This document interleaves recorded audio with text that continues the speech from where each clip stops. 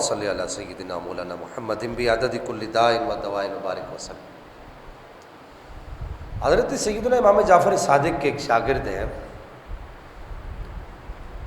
وہ آپ کی بارگاہ میں حاضر ہوتے ہیں، عمرہ کرنے کے بعد، حج کرنے کے بعد دونوں حضرات تشریف لاتے ہیں۔ عراق میں اس وقت امام جعفر صادق کا جو ہے وہ رہائش سکونت پذیر تھے آپ۔ تو امام جعفر صادق سرکار اور ان دونوں کے درمیان، استاد شاگرد کے درمیان ایک بڑی محبت کا رشتہ تھا، اور سوالات کی آپس میں تکرار بھی ہوتی تھی، سوال جواب بھی چلتے تھے۔ ہمارے زمانے میں اور پچھلے زمانوں میں بھی کچھ لوگ ایسے گزرے ہیں کہ اگر ان کے سامنے یہ بات کی جائے کہ جی آل بیت اطہار کے کسی فرد سے کسی نے کوئی سوال کیا تو وہ اس کو بھی برا سمجھتے ہیں۔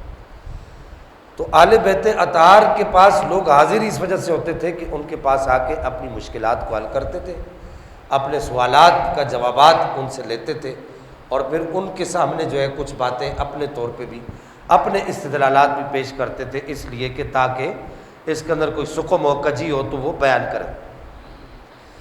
تو امام جعفر صادق سرکار جب تشریف لائے حج کر کے، تو آپ جب اپنے آستانے پر تشریف فرما ہوئے تو آپ نے اپنے اس شاگرد سے کہا کہ ہم مکے کی زیارت کر کے آ گئے، تو جس نے مکے کو دیکھا تو اللہ تعالیٰ اس کو دوزخ سے محفوظ رکھے گا، وہ دوزخ میں نہیں جائے گا۔ تو امام جعفر صادق نے فرمایا کہ چونکہ حدیث میں ہے کہ جس نے مکہ کو ایمان کی حالت میں دیکھا وہ دوزخ میں نہیں جائے گا۔ تو آپ کے شاگرد نے عرض کیا کہ بندہ نواز ایک بات عرض کروں آپ کی بارگاہ میں، اگر جان کی امان پاؤں تو میری بھی ایک عرض سن لیجئے کہ اس بات کو یوں مکمل کیا جا سکتا ہے کہ جس نے مکہ کو دیکھا وہ دوزخ میں نہیں جائے گا، اور جس نے مدینہ کو ایمان کی حالت میں دیکھا وہ ضرور جنت میں جائے گا۔ تو امام جعفر صادق لجپال سرکار جو ہے چونکہ بہت بڑے عالم تھے، بہت بڑے عالم تھے۔ ہمارا تو یہ ایمان ہے کہ آل بیت اطہار کے گھر کا ہر فرد بہت بڑا عالم ہوتا ہے۔ تو امام جعفر صادق لجپال سرکار نے فرمایا کہ بھائی میری بات میں تو دلیل موجود ہے، تو تمہاری بات میں کیا دلیل ہے؟ کہا میری بات میں دلیل یہ ہے کہ مکہ میں جنت نہیں ہے، مدینہ کے اندر جنت موجود ہے۔ کہا وہ کیسے؟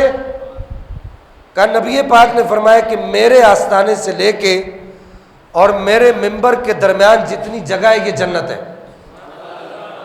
ما بین بیتی و ممبری روضۃ من ریاض الجنہ، یہ حدیث ہے۔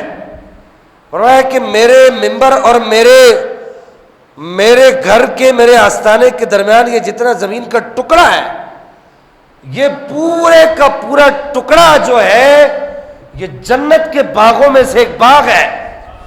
تو آپ کو شاگرد نے عرض کیا کہ بندہ نواز جو مکہ جائے گا، مکہ دیکھے گا، کعبہ کو دیکھے گا، وہ دوزخ میں نہیں جائے گا، لیکن جو مدینہ کو دیکھے گا ایمان کی حالت میں وہ جنت میں ضرور جائے گا۔ اور اگر دیکھا جائے تو وہ جنت میں سے ہو کے آ گیا ہے، وہ جنت ہی ہے نا جہاں سے ہو کے وہ اس پر کچھ معروضات میری طرف سے سن لیجئے۔ میں کبھی کبھی سوچتا ہوں کہ یہ جنت وہ مقام ہے، سنیے گا، یہ جنت وہ مقام ہے کہ ان چیزوں کو دیکھ کر میں اس نتیجے پر پہنچتا ہوں، یہ جو اگلی بات میں عرض کرنے لگا ہوں، ان چیزوں کو دیکھ کر میں اس نتیجے پر پہنچتا ہوں کہ کعبۃ المشرفہ سے، مکہ المکرمہ سے مدینہ المنورہ افضل ہے۔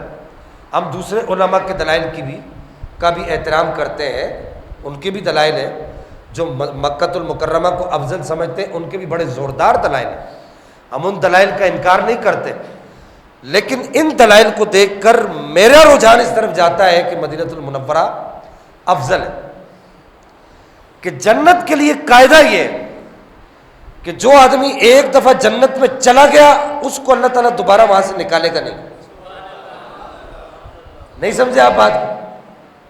حضرت ادریس علیہ السلام کی جنت کے فرشتے کے ساتھ جو جنت کا جو داروغہ ہے، جنت کا جو رضوان ہے، رضوان جنت جس کو کہتے ہیں، اس کے ساتھ دوستی تھی.